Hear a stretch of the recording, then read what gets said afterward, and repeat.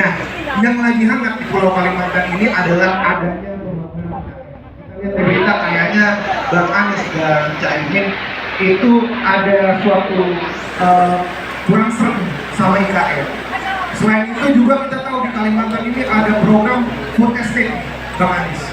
Kemarin kita lihat udah ada ini kabarnya ada jagung ditanam di polybag. Dan Bang Anies juga menyampaikan bahwa katanya food estate ini tidak berpihak kepada petani. Pertanyaannya Bang Anies, jadi Bang Anies ini mau bangun apa di Kalimantan? Boleh? Bang Anies jawab dalam waktu 2 menit. Silakan Bang Anies. Ini pertanyaan, mau bangun apa di Kalimantan? Dan berarti seluruh wilayah Kalimantan yang dijangkau, bukan hanya satu lokasi di Kalimantan. Itu bedanya. Karena ketika kita bicara dua hal itu, IKN satu lokasi di Kalimantan. Pertanyaan, masyarakat Kalimantan Barat dapat apa? Jangankan masyarakat Kalimantan Barat, masyarakat Kalimantan Timur dapat apa? Sementara kalau kita lihat nih, saya sampai punya catatan apa yang mendasar. Saya ingin berikan perbedaan antara keinginan dengan kebutuhan. Kalau Anda punya keinginan dan kebutuhan, mana dulu yang diselesaikan? Mana dulu? Kebutuhan. Dan ketika bicara kebutuhan, tadi saya bicara juga dengan Monsinyur Agustinus, kebutuhan paling utama salah satunya adalah tentang peningkatan kualitas manusia. Peningkatan pendidikan. Saya sampai cek datanya. Datanya di 5 provinsi Kalimantan ini ada kelas yang rusak berat itu jumlahnya 10.000 ruang kelas. 79.000 itu SD, SMP, SMA sampai dengan SLB. Dan kalau dicek nih, di Kalimantan Barat sendiri itu ruang kelas yang rusak berat itu jumlahnya 28.000 ruang kelas. Sekarang, apakah itu perlu dibiarkan? Kalau tidak, lebih baik uangnya digunakan untuk memperbaiki kualitas. Kita ingin di Kalimantan jalan-jalan terbangun dengan baik. Dan datanya ini, Kalimantan Barat ini salah satu provinsi di antara 10 provinsi yang paling banyak jalan rusaknya. Jalan rusak Kalimantan ini jumlahnya maka 3.700 km jalan rusak. Oke, haruskah itu dibiarkan? Gunakan dananya untuk perbaiki jalan-jalan rusak. Saudara sekalian, kami lebih mendorong bukan food estate tapi jaminan pembelian panen atau disebut dengan kontrak panen. Apa itu? Petani menanam, merawat sampai panen, dan kita berkontrak untuk membeli hasil panen mereka selama. Jadi petani-petani itu ketika menanam tenang. Kenapa? Karena dia tahu nanti harga jualnya dan ada ambang bawah dan ambang atas di atasnya. Dan itulah yang disebut sebagai kontrak panen. Kalau kita gunakan seperti food estate, apa yang terjadi? Dana itu dialokasikan untuk korporasi membuka lahan baru, mereka menanam baru, dan apa yang terjadi? Petani kita yang sudah bergenerasi tidak mendapatkan faedahnya, tidak dapat manfaat. Plus potensi kerusakan lingkungannya besar. Karena itulah kita merasa ini adalah kebijakan yang tidak berpihak pada rakyat kebanyakan. Itu harus digeser. Terima kasih. Gimana tanggapan dari Bang Anies? Dan kira-kira apa sih yang harus kita lakukan untuk mengatasi permasalahan karhutla ini? Silakan Bang Anies. Ini ya, tadi saya baca datanya. Ini pertanyaan dari internet ya, teman-teman Resortnet yang mau mengatakan. Ini pertanyaan dari masyarakat. Oke. Ini, ketika kita bicara kebakaran, hampir selalu bicaranya pemadaman. Sesungguhnya yang kita harus kerjakan selain pemadaman, di antara periode itu adalah pencegahan. Cuman memang pencegahan itu tidak heroik. Yang heroik itu pemadaman. Padahal pencegahan itu yang menurut saya lebih penting. Jadi identifikasi siapa-siapa saja stakeholder yang paling banyak beroperasi di kawasan itu. Libatkan mereka. Bahkan dalam catatan kami itu ada banyak organisasi non pemerintah yang bisa dilibatkan untuk pencegahan. Catatan kita ini ada Propagos, ada Pengawal Merah Putih, ada Flora Fauna Indonesia, ada Inisiasi Alam Rehabilitasi. Ini semua adalah organisasi-organisasi plus masyarakat yang bisa diajak kolaborasi untuk pencegahan. Jadi anggaran harus disiapkan bukan hanya untuk pemadaman, siapkan anggaran untuk pencegahan. Memang teman-teman sekalian, mencegah kebakaran itu tidak heroik karena bisa ditunjukkan. Seperti contoh aja, ketika di tetangga sebelah ada kebakaran, pemadam kebakaran datang. Selesai dia memadamkan, semua orang datangi. Terima kasih Bapak, Ibu adalah pahlawan kami yang menyelamatkan dari kebakaran. Betul kan? Orang yang sama melakukan pencegahan keliling ke rumah-rumah, memeriksa listrik, memeriksa saluran gas, memeriksa, dan berhasil mencegah. Tidak ada yang datang ke mereka dan bilang terima kasih Anda pahlawan. Betul tidak? Nah, sekarang sudah saatnya diubah. Sekarang kita harus konsentrasi pada pencegahan sehingga kita tidak harus mengalami kebakaran hutan. Gitu kira-kira. Baik, terima kasih Bang Anies untuk jawaban. Iya tidak? Betul Bang, betul, Asap ya? betul. Asapnya kemana? Atas. Ya, kalau asap meninggalkan satu tempat ke tempat lain tidak dibawa oleh JNE, tapi dibawa oleh. Nah, ini pakai untuk tahun dan akal sehat.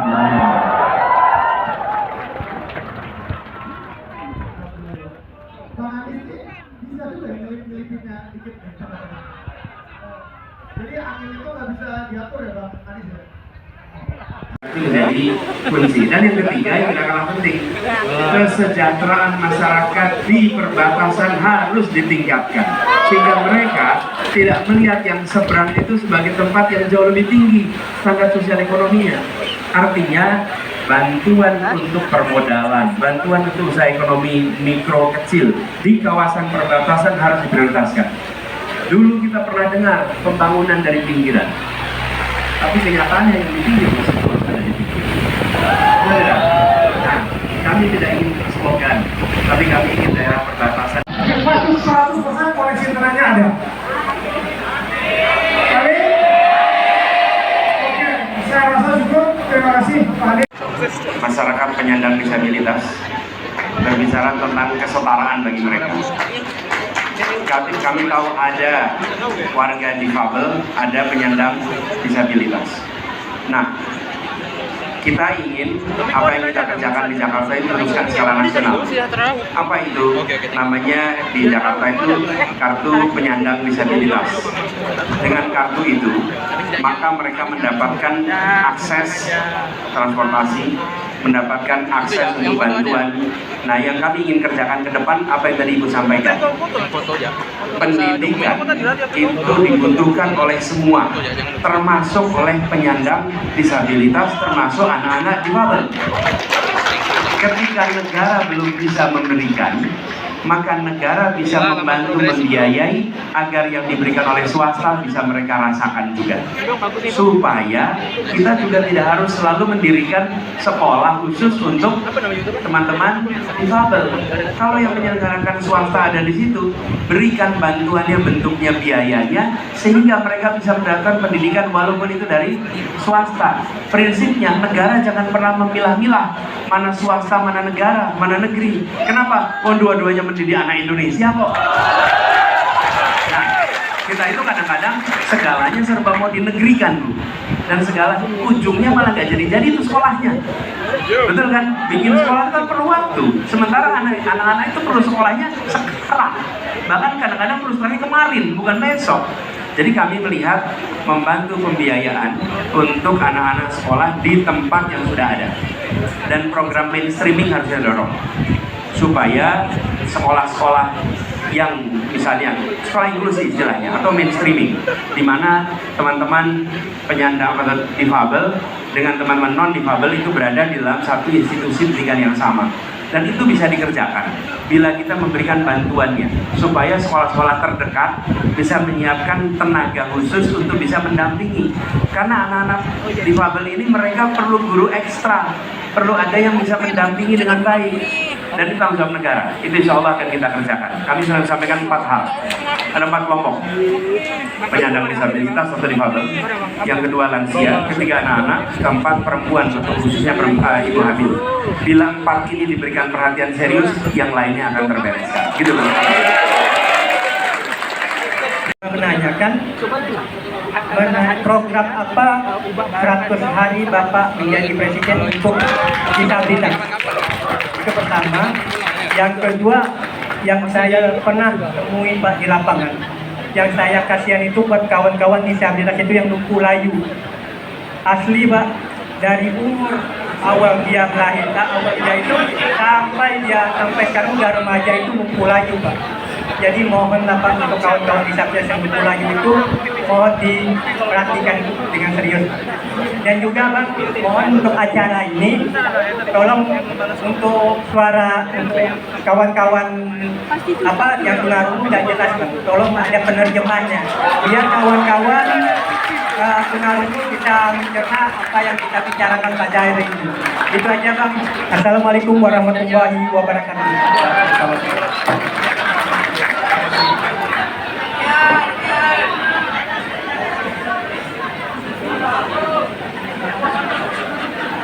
Bung Hendra, terima kasih buat teman-teman penyandang disabilitas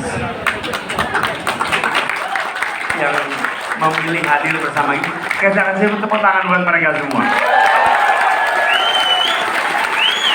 Ya, kami akan perjuangkan itu, dan ini salah satu, tadi saya sampaikan sebelum ini, salah satu program prioritas kita adalah justru untuk itu. Jadi kami ingin agar fasilitas yang diterima oleh penyandang disabilitas ini membuat bisa berkembang, dan ini akan kita kerjakan sesegera mungkin. Jadi melibatkan komunitas. Kenapa? Yang paling tahu kebutuhan adalah teman-teman penyandang disabilitas. Bagi teman-teman tunadaksa, tunarungu, kawan-kawan yang kawan tuli, itu semua membutuhkan hal yang kami belum tahu. Karena itu justru melibatkan. Dengan begitu kebutuhannya bisa dipenuhi. Kalau disusun oleh mereka yang tidak tahu kebutuhan, banyak melesetnya nanti. Betul Pak. Betul kan? Itu yang kita ingin lakukan sama-sama. Jadi yang nomor 1 adalah terkait pendidikan. Yang kedua adalah penyiapan untuk bisa hidup mandiri. Supaya bisa hidup mandiri, bisa bekerja, hidup mandiri lah intinya. Mau bekerja untuk orang lain, mau berusaha, tapi bisa hidup mandiri, punya keterampilan dan punya kemampuan untuk mobilitas. Bila itu diberikan, maka teman-teman saya yakin bisa tumbuh berkembang dengan potensi yang dimilikinya. Jadi itu yang menjadi prioritas kita, gitu ya. Oke, makasih. Semua datang dengan harapan, betul ya? Tidak ada yang datang di sini karena dapat diberikan rupiah untuk datang ke sini. Ada sekali. Bayar sendiri. Jadi bayangkan. Ini artinya teman-teman semua, tidak mungkin kita semua bisa dapat kesempatan bicara, betul tidak? Tidak mungkin. Karena itu saya bilang begini, buat teman-teman yang belum dapat, Anda tuliskan dulu. Anda tuliskan aja, kami bawa. Dan tuliskan teman-teman sekalian, sampaikan. Tapi saya tahu di pesan, tuliskan nama dan nomor HP. Ya, nanti itu. Siap.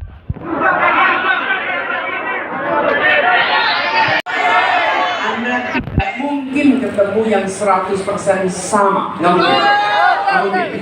Tapi Anda bisa menilai, dengan ini saya punya kesamaan sekian persen, dengan ini sekian persen, atau ada satu isu yang menurut saya paling mendasar, dan saya akan bandingkan ketiganya. Jadilah pemilih yang rasional.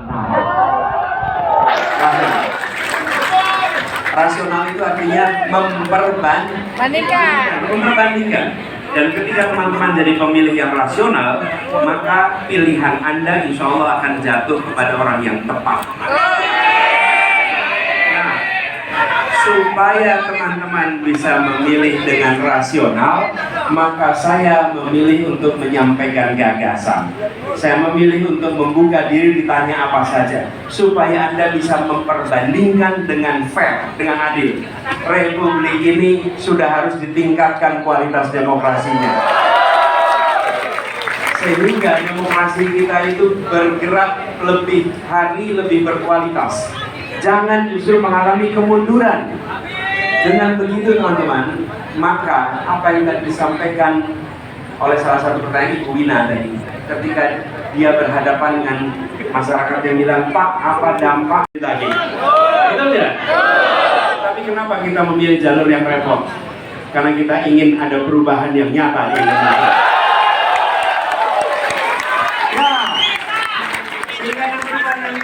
Dengan begitu bisa ditagih janjinya, betul tidak? Dan itulah proses peningkatan kualitas demokrasi. Inilah sebabnya saya memilih rute yang banyak orang itu merasa buat apa ini dikerjakan, ya. Jadi teman-teman sekalian, saya ingin sampaikan kepada semua, ini adalah komitmen untuk perubahan. Bantu jaga perubahan ini agar bisa terlaksana. Bantu bisa terlaksana. Dan kami ingin betul yang namanya kawasan-kawasan yang hari ini tertinggal besok akan punya status setara dengan kita. Dan itu komitmen yang kami ingin lakukan dalam bentuk kenyataan, bukan pernyataan. Saya ingat teman-teman di 2016-2017 saya maju menjadi calon gubernur di Jakarta. Itu pun bukan saya mendaftar. Saya tidak pernah mendaftar jadi gubernur. Saya dicalonkan.